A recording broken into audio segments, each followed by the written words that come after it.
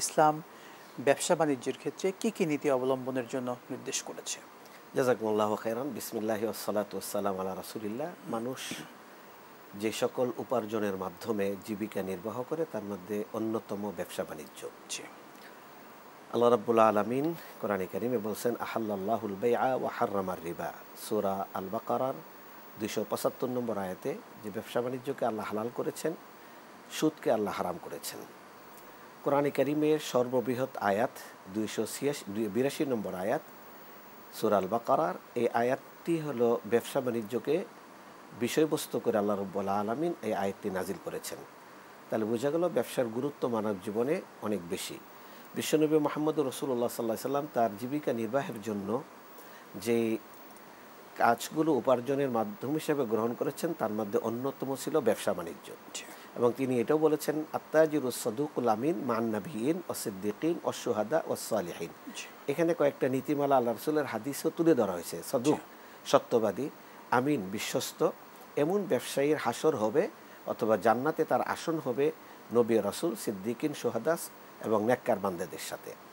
তাই ব্যবসা বাণিজ্যের মধ্যে বৈধতা অবৈধতার ক্ষেত্রে কিছু নীতিমালা ইসলাম প্রণয়ন করে থাকে। এর মধ্যে 1 নম্বর নীতিমালা হলো লা দারারা ওয়ালা দিরার, মানে নিজেও ক্ষতিগ্রস্ত হওয়া যাবে না, অন্যকেও ক্ষতিগ্রস্ত করা যাবে না। এটা হলো মূলনীতি। এই ক্ষেত্রে যে সমস্ত পলিসিগুলো উভয়ের কারো না কারোর জন্য ক্ষতিকর, এগুলো পরিহার করা ব্যবসা বাণিজ্যের জন্য অপরিহার্য। 2 নম্বর হলো প্রতারণা, এটার আশ্রয় নেওয়া যাবে না ব্যবসার ক্ষেত্রে। রাসূলুল্লাহ সাল্লাল্লাহু আলাইহি সাল্লাম বাজার মনিটরিং করতে গেলেন, গিয়ে দেখলেন এক ব্যক্তি আটা বিক্রি করছে। তিনি আটার ভিতরে হাত ঢুকে দেখলেন যে ভিতরে তার বীজা পাইলেন। তখন বললেন, তুমি এটা কি করেছ? তখন বলল, ইয়া রাসূলুল্লাহ আসাবাতু বালানুন, মানে আসাবাতু সামা, বৃষ্টি হয়েছিল, যার কারণে আমি ভিজা আটাগুলো শুকনো আটা দিয়ে ঢেকে দিয়েছি। তখন বলল, আফালা জাআলতাহু ফাকাহ, তুমি কেন বীজাটা উপরে রাখলা না, তাহলে ক্রেতা প্রতারিত হতো না? তখন আল্লাহ রাসূল বললেন, লাইসা মিন্না মান গাশশানা, যারা প্রতারণা করলো তারা আমার উম্মার সদস্যপদ থেকে তারা বাইর হয়ে যাবে। এই পয়েন্টে এই হাদিস থেকে আমরা আমাদের ব্যবসায়ী যারা আছে তারা কিন্তু বড় একটা শিক্ষা পাচ্ছে। অধিকাংশ ব্যবসায়ী যেটা করে, যে পণ্যটা একটু দুর্বল বা মানে একটু খারাপ, সেটাকে বিভিন্নভাবে 10টা ভালো মালের ভিতরে 2টা খারাপ মাল এভাবে চালিয়ে দিচ্ছে। তো এই জায়গায় তাদেরকে কি বলবেন? এই জায়গায় আমরা রাসূলুল্লাহ সাল্লাল্লাহু আলাইহি সাল্লামের হাদিস থেকে আমাদের শিক্ষা নিতে হবে যে ব্যবসা আমি একটা ইবাদা হিসাবে গ্রহণ করেছি। 1, 2 নম্বর হলো আমার জীবিকা, এটা দিয়ে আমি খাবো, আমার সন্তান আদি গড়ে উঠবে, আমার জীবন নির্বাহ করব, এটার মধ্যে যদি প্রতারণা থাকে তাহলে আমাদের জীবনটাই পুরোটাই অশুদ্ধ হয়ে যাবে। এজন্য জীবন যেন শুদ্ধ থাকে। ইমাম আবু হানিফা রাহমাতুল্লাহ আলাইহি কাপড়ের ব্যবসা করতেন।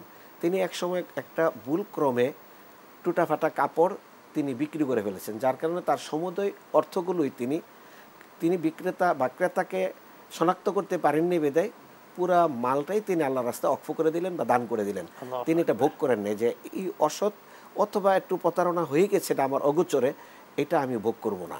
তাহলে সেক্ষেত্রে বুঝতে হবে যে আমার শরীর গড়ে উঠবে আমার এই উপার্জনের মাধ্যমে। এটার মধ্যে যদি কোনো ধরনের অবৈধতা ঢুকে যায় তাহলে আমার জীবনটাই অশুদ্ধ হয়ে যাবে, আমার বংশধরের মধ্যে অশুদ্ধতা ঢুকে যাবে। এই বিষয়ের ব্যাপারে আমাদের সতর্ক থাকতে হবে। 3 নম্বর হলো মিথ্যাচার। ব্যবসার মধ্যে কোনো ধরনের মিথ্যার আশ্রয় নেওয়া যাবে না। হ্যাঁ, এই মিথ্যার বিষয়টাকে আল্লাহ রাসূল সাল্লাল্লাহু আলাইহি সাল্লাম খুব কঠিনভাবে রোধ করেছেন। 4 নম্বর হলো মিথ্যা শপথ করে আমরা পণ্য বিক্রি করি। অনেক সময় কসম খেয়ে বলি যে শপথ করে কসম খেয়ে বলছে এটা আমার এত কিনা, পণ্য ছুঁয়ে কসম করছে। হ্যাঁ, ওই জন্য আল্লাহ রাসূল সাল্লাল্লাহু আলাইহি সাল্লাম বললেন যে আল্লাহ কিয়ামতের দিন ওই ব্যক্তির দিকে তাকাবেন না, তার সাথে কথা বলবেন না, তাকে পরিচ্ছন্ন করবেন না যে ব্যক্তি মিথ্যা শপথ করে তার পণ্য বিক্রি করল। তাহলে খুব কঠিনভাবে হুঁশিয়ারি দিয়েছেন রাসূলুল্লাহ সাল্লাল্লাহু আলাইহি সাল্লাম। 5 নম্বর হলো ব্যবসায় জোর প্রয়োগ করা, অন্যের সম্পদ একটু জোর, অথবা আমরা অনেক সময় দেখি নেতা হওয়ার কারণে অথবা পদমর্যাদার কারণে অন্যের অসন্তুষ্টির মাধ্যমে আমি তার কাছ থেকে পণ্যটা কম দামে কিনে নিয়ে আসতেছি, এটা ইসলাম বৈধ করেনি। সূরা আন-নিসার 29 নম্বর আয়াতে আল্লাহ বলতেছেন, ইয়া আইয়ুহাল্লাযীনা আমানু লা তাকুলু আমওয়ালাকুম বাইনাকুম বিল বাতিল ইল্লা আন তাকুনা তিজারাতান আন তারাদিম মিনকুম। এমন ব্যবসা যেটা উভয় পক্ষের সম্মতি থাকবে, সন্তুষ্টি থাকবে। এবং আল্লাহ রাসূল সাল্লাল্লাহু আলাইহি সাল্লাম বললেন, লা ইয়াহিল্লু মাল ইমরিইম মুমিন ইল্লা আন তিবি নাফসি, অন্যের সম্পদ ততক্ষণ পর্যন্ত তোমার জন্য বক্ষণ করা বৈধ হবে না, যতক্ষণ না সে মনের ভিতর থেকে খুশি মনে না দিল তোমাকে। তাহলে এটা আমাদের বিবেচ্য 5 নম্বর বলা হইলো। 6 নম্বর হলো ব্যবসা বাণিজ্যের মধ্যে সুদ। এই সুদকে একেবারেই পরিহার করতে হবে। এটা কোরআনে কারিমে সূরা আল বাকারার 275 নম্বর আয়াতে আল্লাহ বলেছেন, আহাল্লাল্লাহুল বাইআ ওয়া হাররামার রিবা। সুদের অনেক ধরন আছে, অনেক প্রকার আছে, অনেক বিন্যাস আছে, সেটা সুদের আলোচনায় অন্য এক সময় আলোচনা করা যাবে। আমরা মূলনীতি হিসাবে এটা নিয়ে আসলাম। 5 নম্বর হলো ওজনে কম দেয়া, ওয়াইলুল লিল মুতাফফিফিন। যারা ওজনে কম দিবে আল্লাহ তাদের জন্য ওয়াইল, জাহান্নাম অথবা ধ্বংস, এই বদদোয়াটা করে দিয়েছেন। অতএব এই ওজনে কম দেওয়া থেকে আমাদেরকে আমাদের ব্যবসা বাণিজ্যকে রক্ষা করতে হবে। ওজনে কম দেওয়া, এটা ওজন করে হোক, অন্য যে পরিমাপে বস্তু বিক্রি করা হোক, সব কিছুর মধ্যে এটা গণ্য হবে ওজনে কম দেওয়ার বিষয়টি। 7 নম্বর হলো ব্যবসা বাণিজ্যের ক্ষেত্রে আমাদের যে জিনিসটা পরিহার করতে হবে সেটা আন্দাজ, অনুমান ভিত্তিক কোনো ব্যবসা বাণিজ্য করা যাবে না।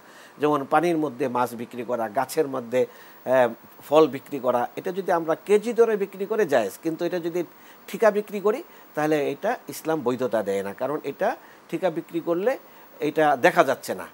যদি আমি তরকারি বা মাছ সামনে উপস্থিত করি যে এটা ঠিকা বিক্রি করব, দেখতে পাচ্ছি, তাহলে সেটা জায়েজ। দেখা না গেলে সেটা জায়েজ হবে না। পণ্য আমাকে নির্ধারণ করতে হবে।